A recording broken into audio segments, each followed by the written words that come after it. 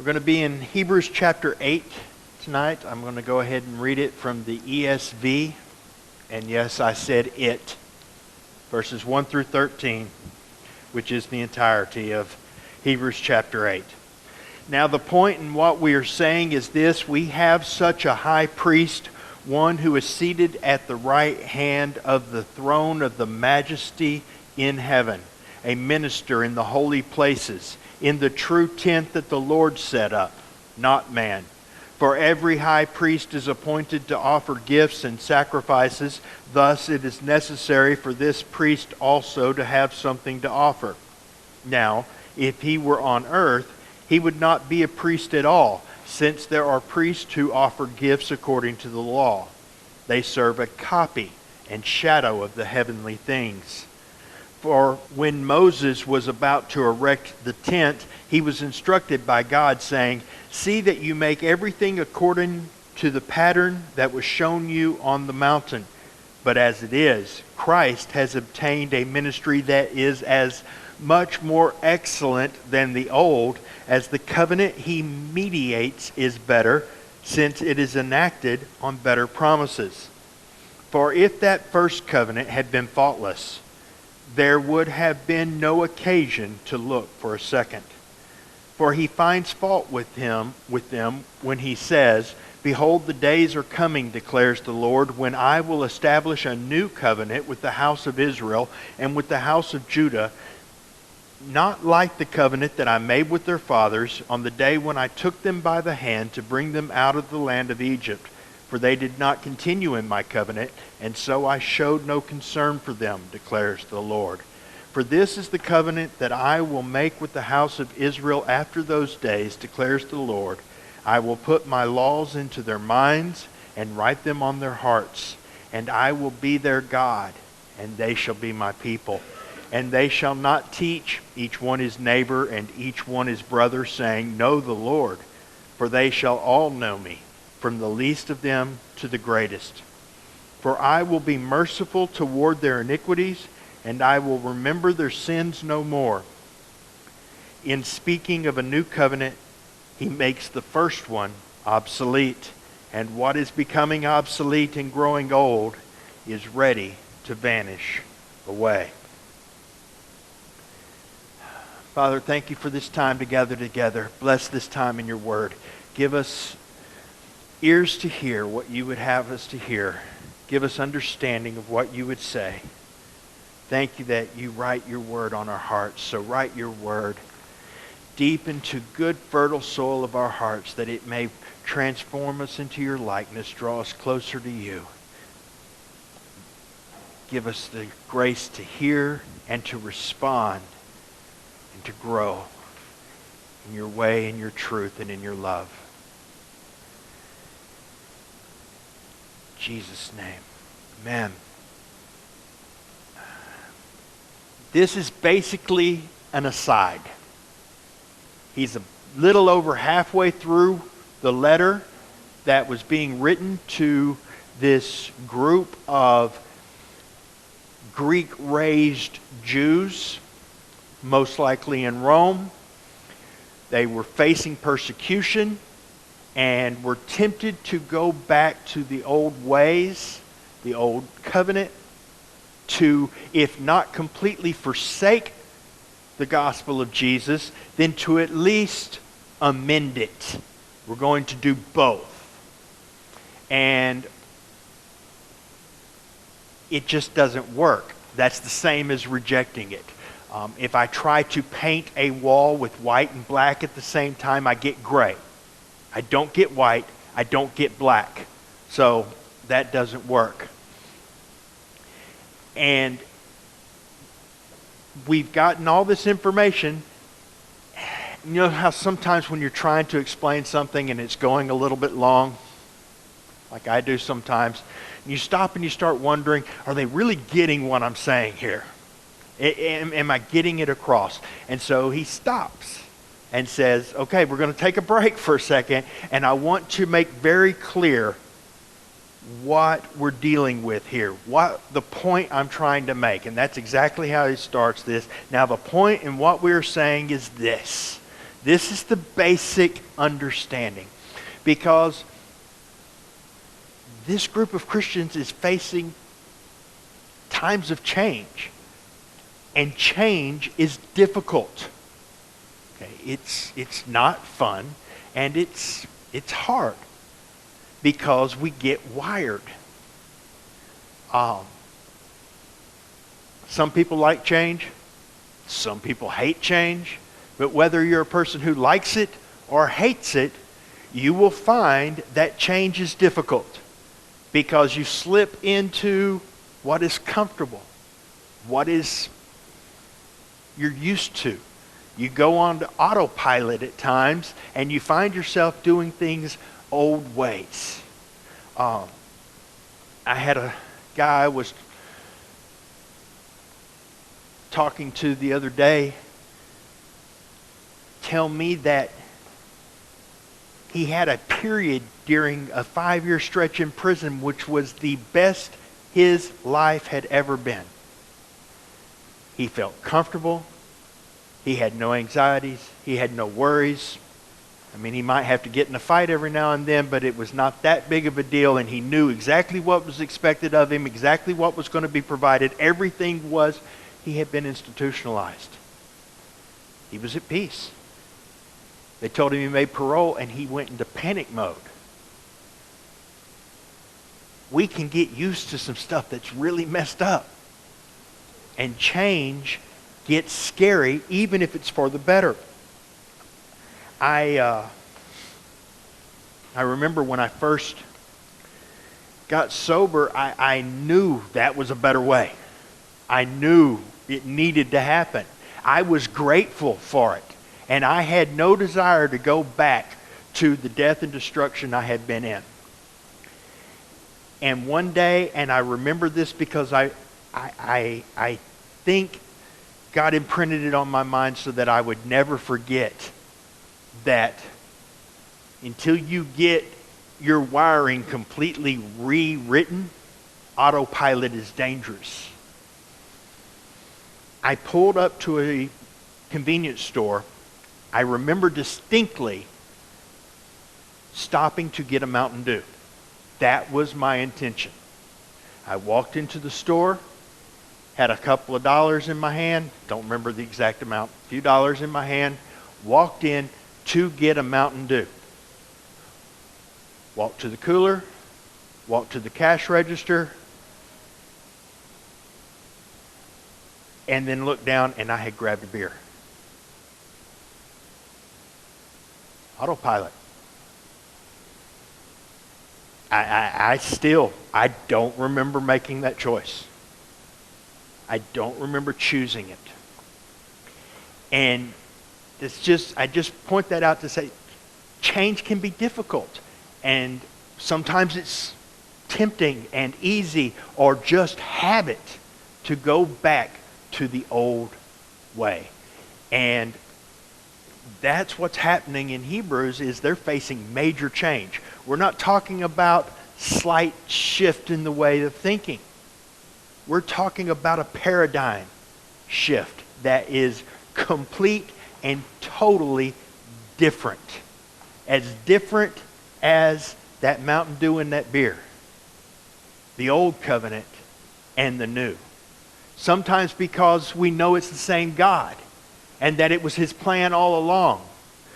And while we still use the Old Testament and get teaching out of it, we don't realize that the Old Testament, the Old Covenant and the New Covenant are totally and completely crossways. They are absolutely opposite and different. So it wasn't just a slight change, it was a major change. And the author wants to say, hey, I'm going to stop to make this very clear. We have a new high priest, a better high priest, one that's not here serving on earth, but is serving in heaven, eternal, making ministry for us in a way that was set up by God. and has nothing to do with the way we would do things. He mentions that if Jesus were on earth, he wouldn't be a priest.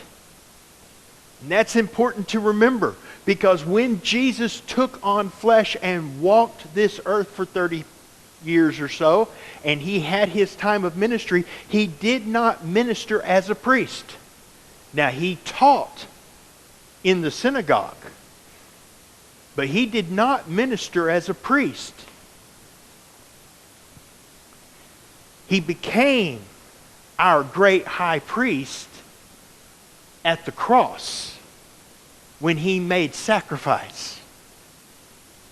He became our eternal great high priest when he rose from the dead and ascended to the right hand of the Father to stand in mediation, in intercession for us always.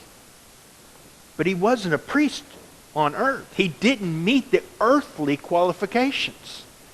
He's from the wrong tribe.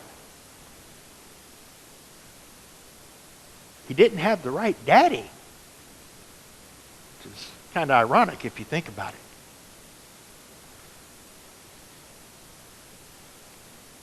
But we have someone better, more excellent. And it wasn't so much that the old way was totally wrong, because it wasn't. It was what God set up. But it was never intended to be the answer. It was never intended to be permanent. It was always, what it says here in verse 5, a copy and a shadow of heavenly things. And now we have the heavenly things. We no longer need the copy and the shadow.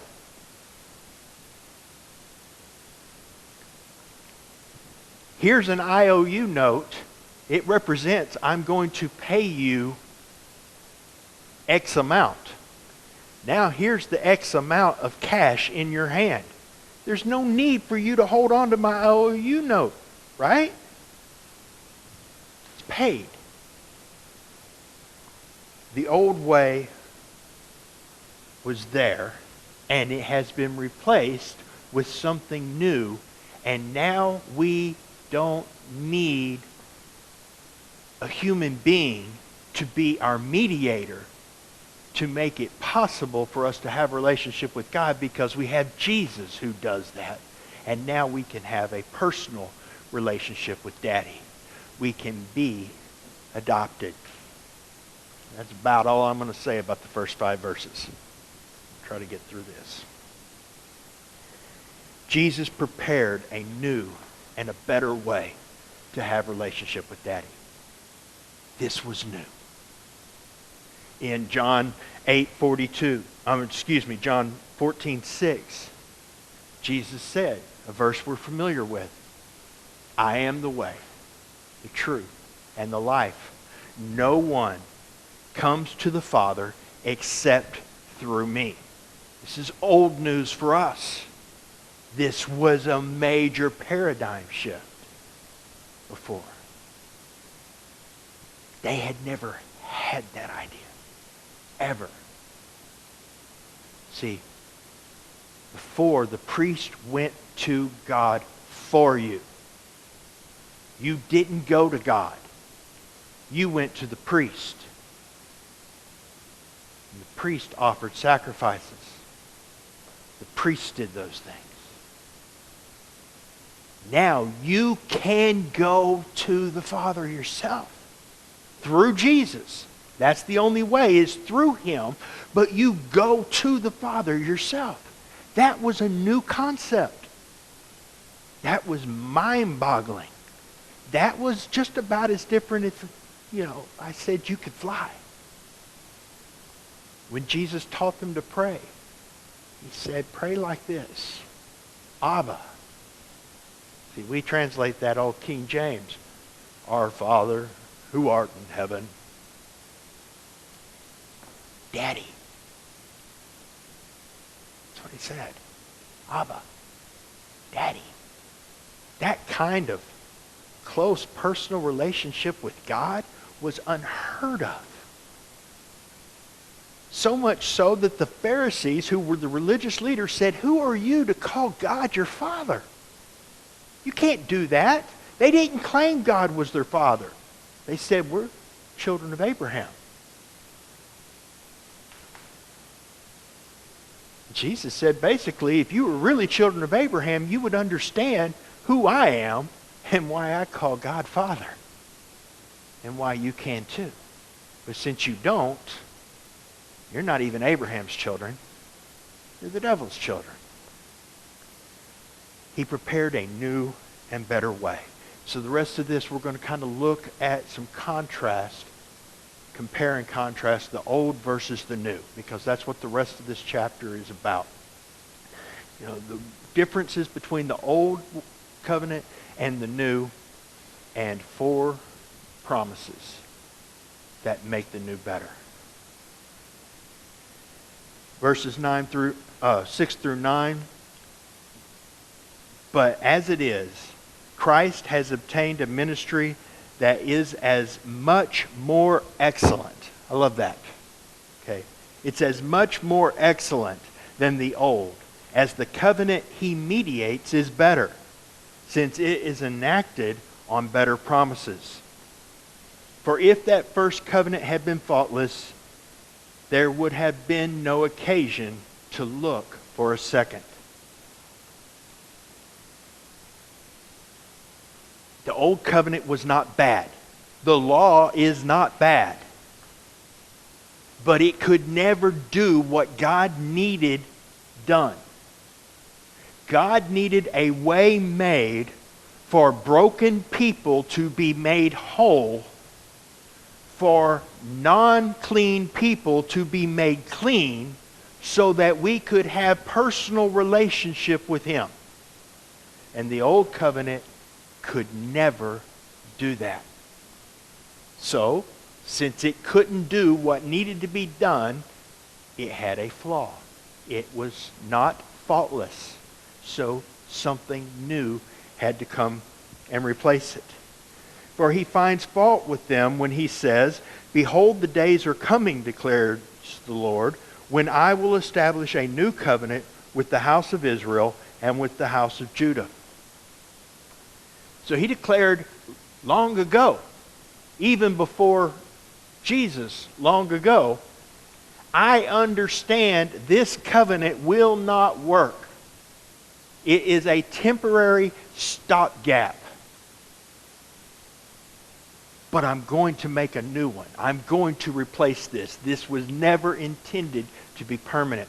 And when he says I'm making a new covenant with the house of Israel and with the tribe of Judah, he's not saying that it's exclusive to them. Okay? The old covenant was with the house of Israel and the tribe of Levi. Now Judah was the tribe that had the throne, and so we sometimes give them preeminence.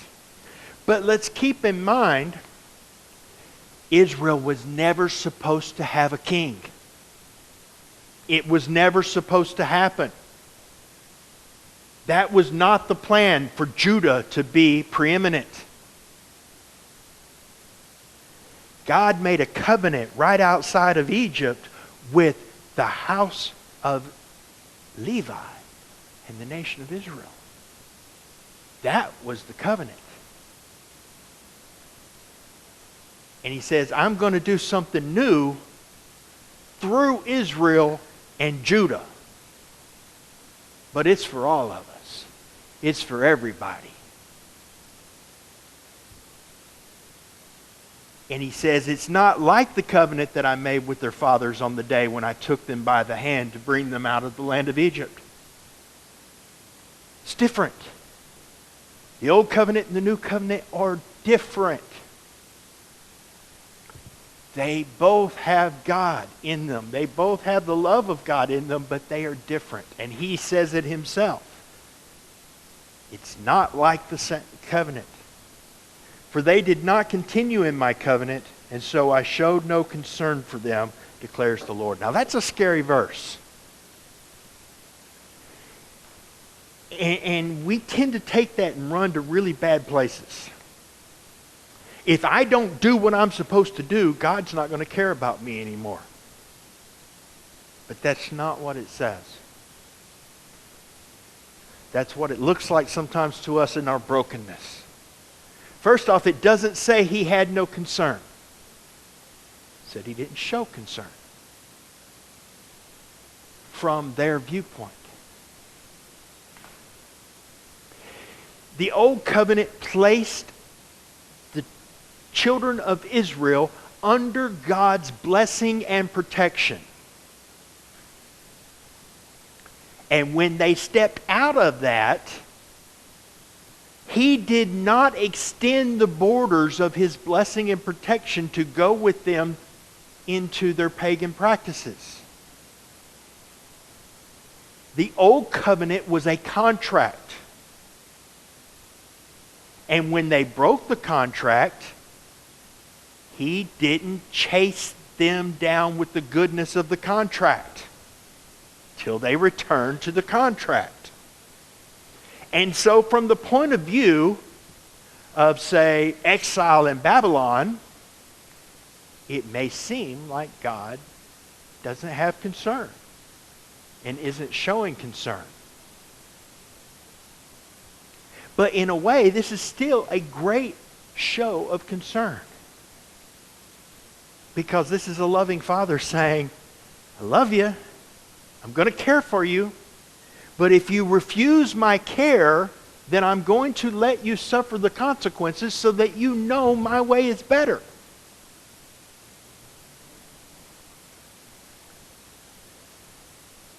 You know, I've seen parents sometimes, tell a kid not to do something. Don't do that, you'll get hurt. Do that, you'll get hurt. Don't do that, you'll get hurt. And then stop. And say, okay. Somebody standing by and going, aren't you going to stop them? They're going to get hurt. No, I'm not going to stop them. I'm going to let them get hurt. So that they understand that if you keep doing this, you're going to get hurt. So maybe the next time I say, don't do that, you'll get hurt, they'll listen to me. Because if all you do is keep them from getting hurt while not modifying the behavior, there comes a point in time when they step out from behind your protection and you're not able to stop it, and they will get destroyed. That's not love. That's not concern. And it's not what God does. If you step outside, there are consequences. And it may seem like God doesn't care because you're in the midst of your consequences. I'm not going to do what you say. I'm going to do what I want. God, why are you doing this to me? He's not doing nothing to you. You did it to you. Especially under the new covenant, which is about grace. Because God's not punishing you. He already punished Jesus. But he will allow us to feel and experience the consequences of our choices. So, he says this is a different covenant. I'm not going to go into a lot of detail about the old covenant, but I will say a few things about it. First off, the old covenant was outside in. It was external. Okay? Everything was about appearance. Everything was about what you presented. It's what you did. There were indeed literal and actual checklists. This pass, this pass, this pass, this pass, this pass. If you did enough right and you didn't do these things, you qualified. That's what the old priests were. They had to look a certain way. They had to dress a certain way. They had to be whole physically. There were checklists. They had to have the right bloodline. They had to have these external qualifications. If you look at the qualifications, none of them had anything to do with the heart. Now, there were consequences when their heart weren't in the right place, but none of the qualifications had anything to do with the inside. Everything about the old covenant was external. That's why it was so radical when they started trying to trick Jesus with the law. And Jesus said, if you had ever really understood, God looks at the heart. Your motives matter. And it doesn't matter if you never picked up the rock and slammed your brother in the back of the head. If you wished him dead every day because you hate him, you're guilty of the same sin. And they went, no, we're not, because they were stuck on that external. The old covenant was completely external, and the idea was if you make the outside right enough, the inside will be taken care of. And it didn't work. The new covenant is different. It's inside out. So much so that Jesus stopped worrying about the external. Got in trouble for not washing his hands enough. Seriously? Hand washing police. Literally. Inside out. I'll make your inside new. And I'll let the Spirit come move inside of you and make His very home in you. And He will begin to transform you and change you. Fancy religious word for that. Sanctify you. So that you are no longer the way you used to be. And now you have the power to do something differently. And you'll begin manifesting my love, and the external will change. Totally backwards. Totally different. They had this checklist. Rules, regulations. We think there's 10 commandments. They came up with 620 something more. Because the first 10 weren't, enough. Complicated. You can walk this far on the Sabbath and no further. Make it so detailed. Because it's all about the externals and it's all about that. We got to figure it out. So they come to Jesus with their 630 something laws and say, all right, what do you think's the most important thing on there? And Jesus bypassed their entire checklist. Said, scrap it all. All you have to worry about is love. This is my commandment. My commandment. Singular. Love one another. It says the great commandment is that you love God with everything that you are. And you treat your neighbor as though he's important and has value to God. And you treat yourself the same way. Love God, love yourself and your neighbor. Wow. See, it's all about the heart. It's completely about the heart. If you're walking in love, it'll take care of the rules because that restricts what we can and can't do. I love my wife. I'm not going to be mean to her. So I don't need a rule that says don't be mean to her. I just need to remember to love her. That doesn't mean I love her perfectly and I'm human and I mess up. But I'm just saying that when we're walking in love, we don't need a list of do's and don'ts to control our behavior. Because love determines what we do. This is totally different from the old way of looking at it. Verses 10 through 13, for this is the covenant that I will make with the house of Israel after those days. Declares the Lord, I will put my laws into their minds and write them on their hearts, and I will be their God, and they shall be my people.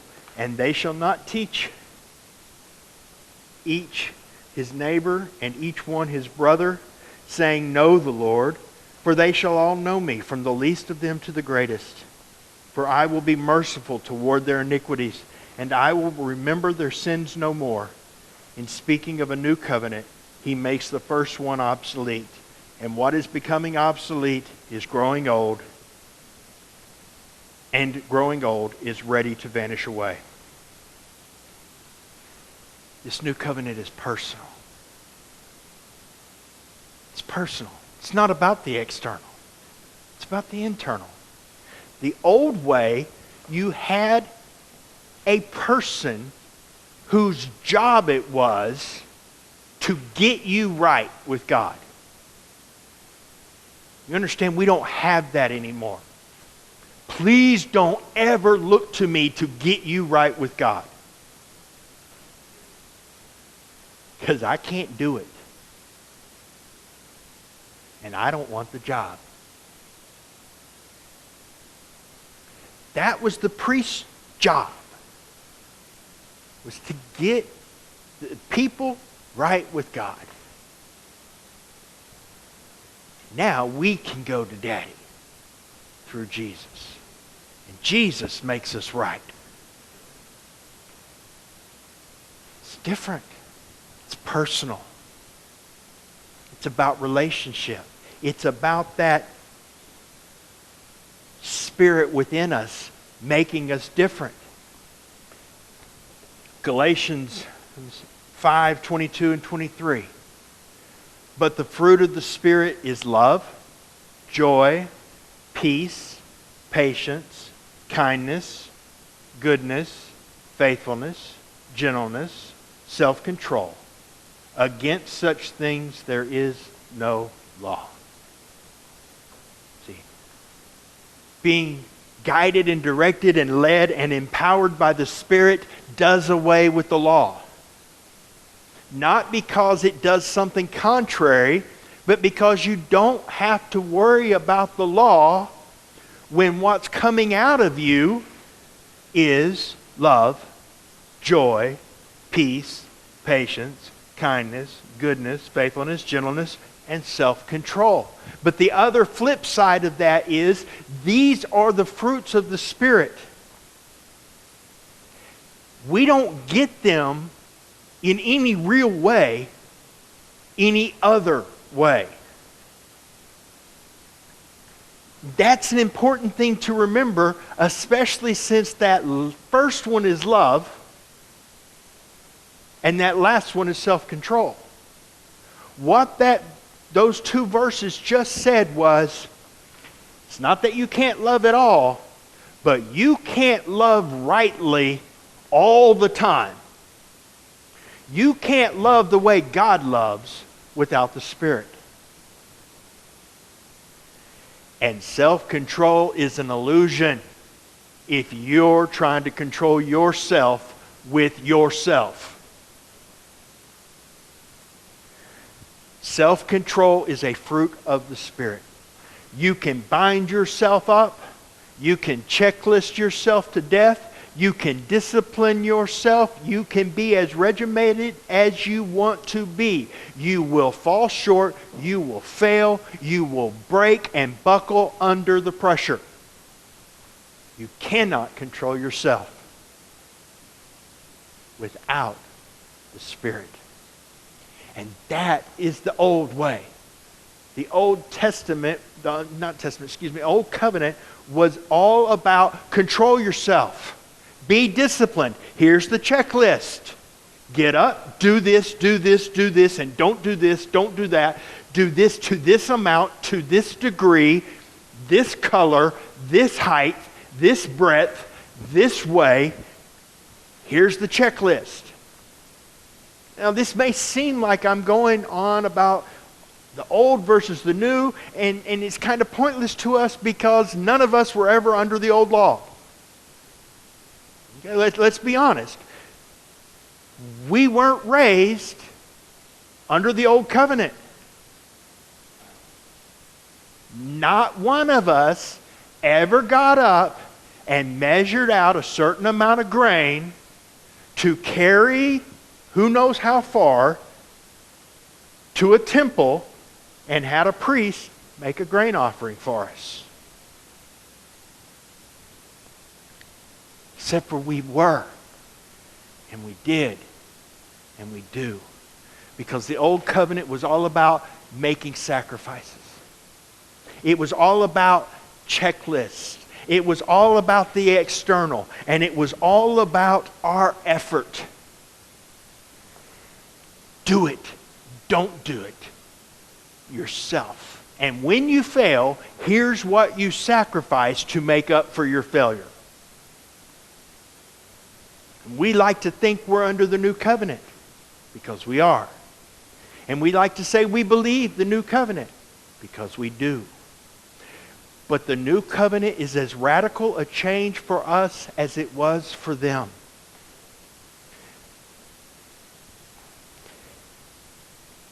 I understand this in my head. Some days I understand it really well with my heart. Most days I understand it at least a little with my heart. And I've been trying to walk in this for a while. I am not a new Christian. And there are still days when things get difficult, and I pull out my checklist. There are still days when I get scared and I buckle down, make my effort, double my willpower, determined that I am going to make the effort to walk with God today. There are days when I still slip back as I look at my relationship with God and see that it is not what it should be, or as deep or as close as I want it to be. And instead of pushing in to the throne room of grace and going to Daddy through Jesus, through the way, the path, the truth, and the life that Jesus gave, I whip out my checklist. Where have I done it right? Where have I done it wrong? I take my inventory. Well, I haven't been doing this the way I should be. Not good enough here. Okay, I need to fix this. Okay, anytime you say, I need to fix this, check yourself. All right. I'm going to get up earlier and I'm going to start spending a little bit more time in prayer. I'm going to read my Bible more. I'm going to do this. I'm going to do that. I'm going to stop my reactions so that I don't get angry when this happens or when that happens. I'm going to be more loving towards this person, that person. I'm going to be less critical. I'm going to guard my tongue. All these things. And let's make it very clear that none of those things I listed are bad. We need to pray. We need to read our Bibles. We need to have our tongues guarded and be less critical and less condemning and more loving and compassionate. We need to love more. React in anger less. We need to do all those things, but we need to do them because we're getting close to Daddy and we're being filled with love, and the Spirit is ruling in us and producing the fruit of love and patience and goodness and kindness and that entire list. When they are the fruit of the Spirit, they bring life to us and to those we encounter. When they turn into our checklist that we're trying to do by our power, they become the weight under which we are crushed. And the weapon we use to kill others.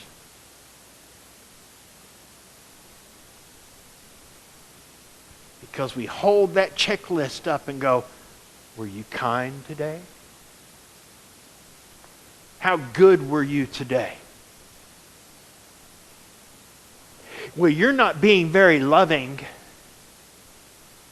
Neither are you. It's not very loving to point out my unloveliness. We can just get in that cycle and kill ourselves, beat ourselves up. The old way was all about those externals. But the new way is relationship, not contract. See, if all I have with you is a contract, if you don't hold up your end, I'm done. That's it. I don't have to do mine. It's over. That's why you don't treat your marriage like it's a contract. Because it's a relationship. That means when there are problems, you get to work on them. Because you value a relationship more than you value a contract. See, God made a relationship with us. He adopted us, made us His children. That's more than a contract.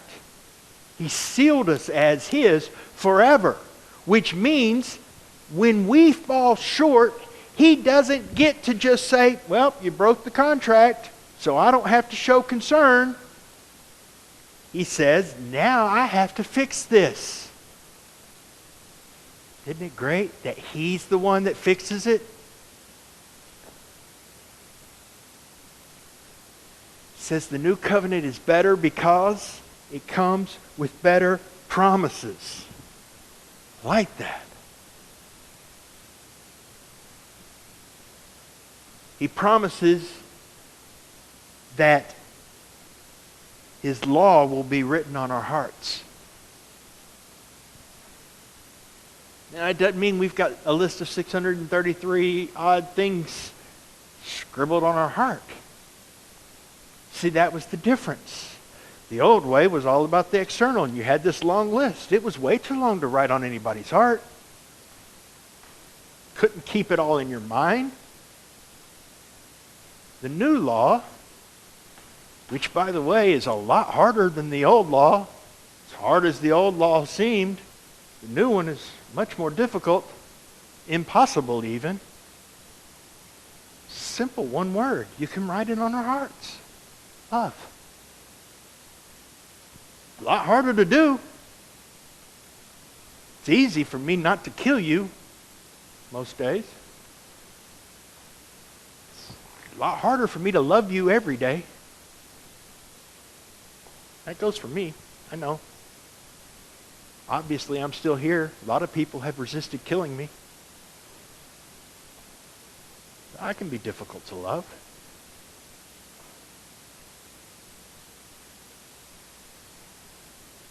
He wrote it on our hearts. That empowers us. When we're letting Him be the power. That love guards our hearts. That's new. That's a promise. And it's better than the old way. We belong to Him. And He belongs to us. That's what He said in verse 10. I will be their God and they shall be my people. This is love language. It's not a contract. If you do this, I'll do that. This is, I am my beloved and He is mine. This is love. This is relationship. That's what we have. That's a promise. And it's better. We get a more excellent go-between. There are obviously still ministers and still teachers and people who help us learn things. But we don't rely on them alone. We rely on the Spirit by which we test what they teach.